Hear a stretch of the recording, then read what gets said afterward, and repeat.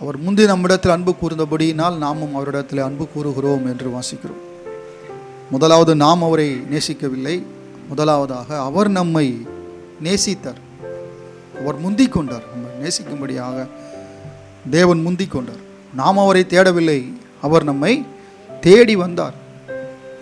பஸ்கா பண்டிகை வர 6 நாளைக்கு முன்னே இயேசு தாம் மரணத்திலிருந்து எழுப்பின லாசரு இருந்த பெத்தானியாவுக்கு வந்தார். அங்கே அவருக்கு ராவிருந்து பண்ணினார்கள். மார்த்தால் பணிவிடை செய்தால், லாசருவும் அவருடனே கூட பந்தி இருந்தவர்களில் ஒருவனாக இருந்தான். யோவான் 12 வாசிச்சிட்ருக்கேன், 1ஆம் வசனத்திலிருந்து. அப்பொழுது மரியாள் விலையேற பெற்ற கலங்கமில்லாத நலதம் என்னும் தைலத்தில் ஒரு ராத்தல் கொண்டு வந்து அதை இயேசுவின் பாதங்களில் பூசி தன் தலைமயிரால் அவருடைய பாதங்களை துடைத்தால் அந்த வீடு முழுவதும் தைலத்தின் பரிமளத்தினால் நிறைந்தது. நம்முடைய இந்திய கலாச்சாரத்தில் ஒரு முக்கியமான விஷயம் என்னென்னு கேட்டால், பெரியவர்களுடைய காலில் விழுறது. அது ஒரு கலாச்சாரமாக இருக்குது நம்ம நாட்டில். பெரியவங்க காலில் விழுந்து ஆசி வாங்குறதுன்றது அது ஒரு மரியாதையான ஒரு விஷயம். காலை விழ வேண்டும் என்று பலவந்தம் பண்ணக்கூடாது. மரியாதைன்றது கேட்டு வாங்கிறது கிடையாது, அது தானாக நமக்குள்ளிருந்து வருவது. ஒரு நபரை பார்க்கும்போது அவருக்கு மரியாதை கொடுக்க வேண்டும் என்கிறதான எண்ணம் வந்தால் தான் மரியாதை கொடுக்க முடியும் நம்மளால். இல்லைன்னா மரியாதை கொடுக்குற மாதிரி ஆக்ஷன் பண்ணலாம், நடிக்கலாமே தவிர அந்த மரியாதை உண்மையானதாக இருக்காது.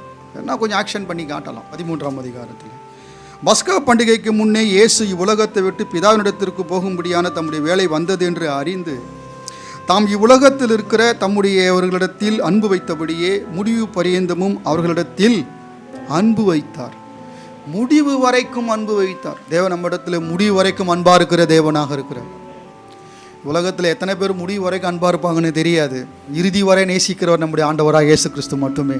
கடைசி வரைக்கும் நம்ம நேசிக்கிறவர். சீமோனின் குமாரனாகிய யூதாஸ் காரியத்தை அவரை காட்டிக் கொடுக்கும்படி பிசாசானவன் அவன் இருதயத்தை தூண்டின பின்பு அவர்கள் போஜனம் பண்ணி கொண்டிருக்கையில் தம்முடைய கையில் பிதா எல்லாவற்றையும் ஒப்பு கொடுத்தார் என்பதையும் தாம் தேவனிடத்திலிருந்து வந்ததையும் தேவனிடத்திற்கு போகிறதையும் இயேசு அறிந்து போஜனத்தை விட்டு எழுந்து வஸ்திரங்களை கழற்றி வைத்து ஒரு சீலையை எடுத்து அறையிலே கட்டி கொண்டு வாசிக்கும் போது அப்படியே பூசுது உடம்பெல்லாம்.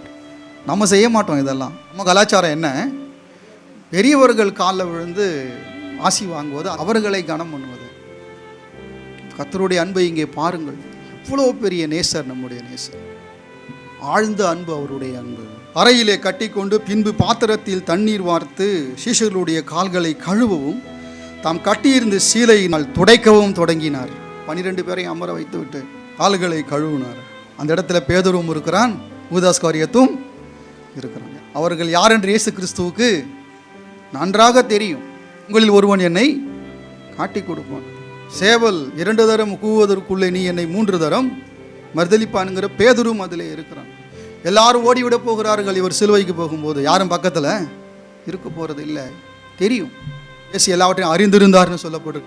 அந்த பலவீனமான சீஷர்களை, பயந்த சீஷர்களை, துரோகம் பண்ண போகிறதான சீஷர்களை அமர வைத்துவிட்டு அவர் கால்களை கழுவி அறையில் கட்டி கொண்டிருந்த சீலையினால் அதை துடைத்தார். தேவனுடைய அன்பு மகா பெரியதாக இருக்கிறது. இந்த காட்சியில் நாம் பார்க்கும்போது தேவன் யாரை தள்ளுவார்? அதே போல யூதாஸ் காரியத்தும் பேதுருவும் செய்தது சரி அளவிலான தவறு தான், குற்றம் தான், பாவம் தான். யூதாஸ் காரியத் போயிட்டான், திரும்ப வரல, அப்படியே நான்று கொண்டு செத்தான். பேதுரு மனங்கசந்து அழுது தன் நேசரை மறுதலித்ததை ஒப்புக்கொண்டு அவரை ஏற்றுக்கொண்டான். அவரை அதிகமாக நேசித்தான். பார்த்தா ஆண்டவர் கேட்டாரு, நீ என்னை அதிகமாய் நேசிக்கிறாயா? சொல்லுகிறான், நேசிக்கிறேன் ஆண்டவரே, நானும் அதிகமாக நேசிக்கிறேன் என்பதை நீர் அறிவீர் ஆண்டவர். அவன் அப்படி செய்வான் என்று இயேசு அறிந்துதான் முன்கூட்டி அவன் கால்களை கழுவி விட்டார். கழுவி வெளிப்படுத்துகிறார், நான் உன்னை கழுவாவிட்டால் உனக்கு என்னிடத்தில் பங்கு இல்லை.